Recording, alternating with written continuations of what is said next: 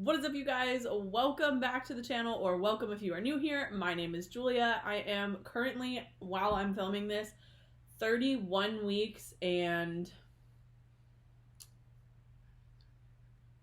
4 days. So I'm 31 weeks and 4 days pregnant right now. It has been a while since I've updated y'all. There has been so much going on in my life recently. So we're going to do this little chit chat right now, and I'm just going to give you the life update. So before this video gets too long, let's jump right into it. Last time I updated y'all, I was about 20 weeks pregnant, and a lot has happened since then. Not in a bad way, but just a lot has been going on in our lives. So if you don't follow me on TikTok, you definitely should. It's Julia A. Bauerfeind, and the link is always in the description. But I've been posting a lot more on there just because those are like short, sweet, simple little videos. So if you want like consistent updates, definitely go follow my TikTok. But I had a thyroid ultrasound and biopsy because I do have cysts on my thyroid. I have since I was a kid. All of that stuff came back benign, so that was amazing. And then on top of that, we had another appointment with the specialist. If you haven't been following along with my journey, at first, baby boy did have like a bright spot on his bowel that has been gone since our last appointment. And it was gone this last time as well. So that's amazing. And he's growing just like he's supposed to. At 30 weeks, he weighed 3.5 pounds. So he's pretty much in target range, maybe a little bit on the big side, but not by a lot. I did get diagnosed with gestational diabetes, and I am on insulin now to try to get my fasted AM number where it needs to be, but my numbers during the daytime, as long as I eat well, are just fine. So I'm still considered high risk. At 32 weeks, so this Thursday is my first non-stress test appointment where they will hook baby and I up to monitors and monitor us at the hospital for about a half hour just to make sure I'm not having contractions, there's enough amniotic fluid, that he's moving and breathing, and his heart is great and is doing well and all of that. So I start that this Thursday, and then after this week I go twice a week for that. So on Mondays and Thursdays I will be there. What else has happened? Well, gestational diabetes. So, like, I failed the 3-hour test that I had to take because I failed the third trimester glucose test. I'm trying to think what else has happened. We have been condo. Excuse me, my acid reflux. We have been condo and townhome hunting a lot, like, ever since 4th of July, pretty much.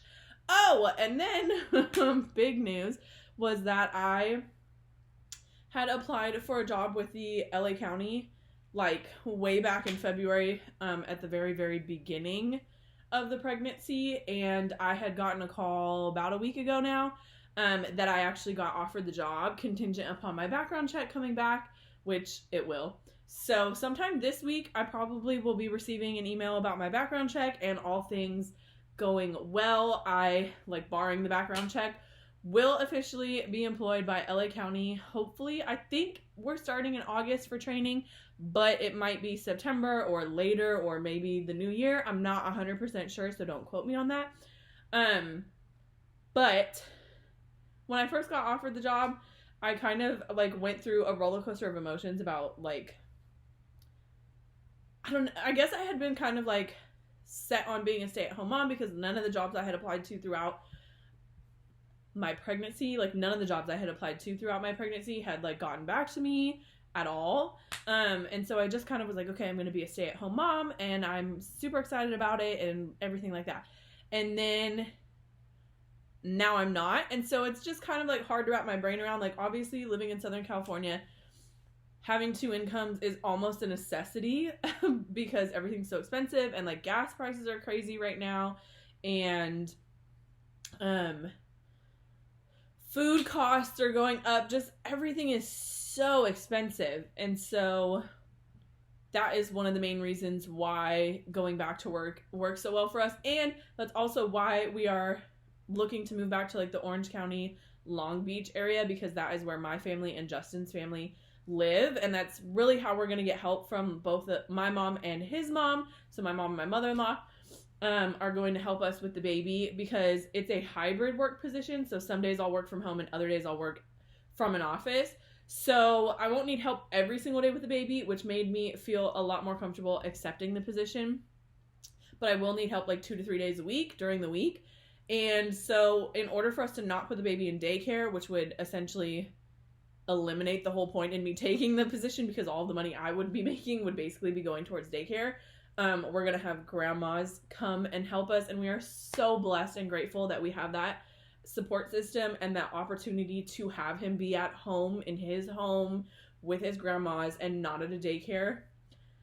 I know that so many people do have to take their kids to daycare, and I just could not fathom it. Like, if it was having the extra income, but I have to put my kid in daycare or staying home and like really pinching pennies, I would stay home.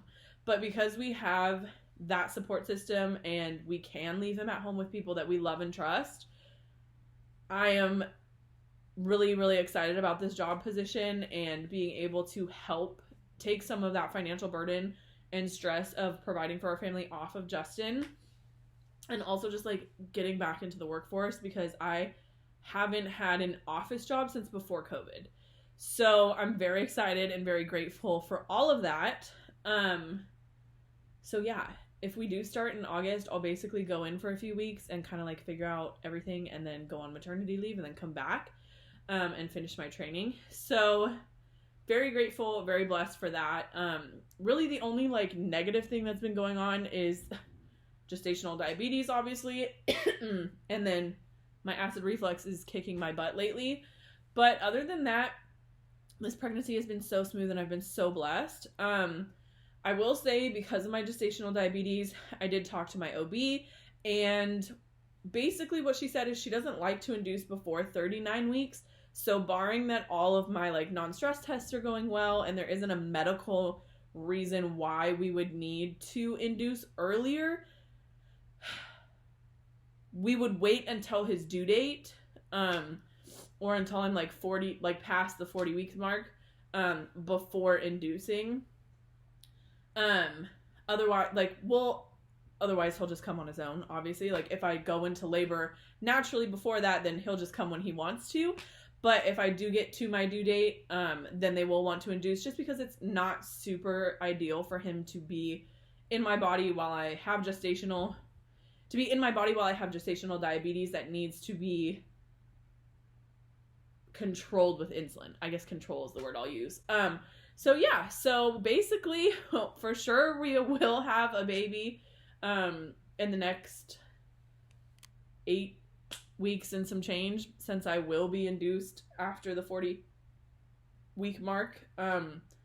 Getting really real. If we do go into escrow on any of the places, we will be moving like basically a month-ish, like 2 to 3 weeks before baby comes, we will be moving. I don't know that we'll move like everything, because like my doctors are up here and we would be moving down there. But I will say one thing that makes me nervous about possibly going into escrow on a place and like getting the keys and moving before baby boy gets here is that it would be like I would have to go to a hospital that like I don't know any of the doctors, I don't know any of the nurses, I don't know the midwives. Like, I have Kaiser, so it really wouldn't be an issue. They would have all of my like paperwork and everything that they could see through the computer, but I don't know, it's just a little nerve-wracking. So yeah, that makes me a little bit nervous, but it is what it is. It happens. So if we do move, then I will be taking you guys along. Well, not if, when we move. I will be taking you guys along for the ride and like kind of showing you probably an empty house tour, and then like bringing you guys along as we get it all put together. It's not going to get all put together before the baby comes. Like, for sure I'll get his nursery put together, and so I'll have to do like a whole nother nursery, but that'll be fun because it'll be like permanent and I'll get to paint and like all that stuff, instead of it just being like at my parents' house where I didn't want to paint or put nails in the wall or anything like that. So that'll be really exciting, but also stressful because we'll have like 2 to 3 weeks to get it done. I mean, if it's not done by the time he gets here, then that's what it is, but it would be nice. And then the rest of the house will just have to come together piece by piece. Like, we don't have tons of furniture because we do live in an apartment right now, with roommates, so we don't own like tons of furniture, and I would rather take my time and slowly make the house exactly how I want it than just like buy furniture because we can, like, it was cheap and we could afford it. So I'll have to take you guys along on that journey with me. Like, I really want to, so hopefully you guys will be interested in that. And then of course all the motherhood videos as well, because this boy is coming out in the next like 8 to 9 weeks for sure. So it's getting really, really real. And like I said, like, this is why I haven't been on here and haven't like edited. I've been filming some stuff, but I haven't really sat down and edited anything because, one, I've just not been feeling well. Like, my acid reflux has been kicking my butt, and I haven't really been sleeping at night. My acid reflux is the worst when I'm laying down. So it's really, really hard for me to sleep at night, and then that makes me like super tired during the daytime when I would be editing and filming and everything like that.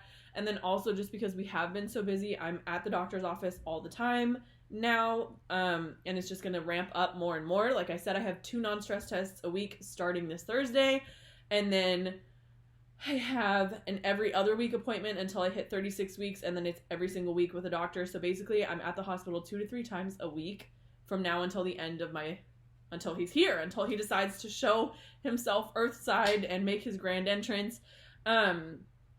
So I'm super busy with that, super busy with looking at houses and like condos and townhomes, like going to all of those open houses, or my dad's a realtor, so he's been taking us and looking at things.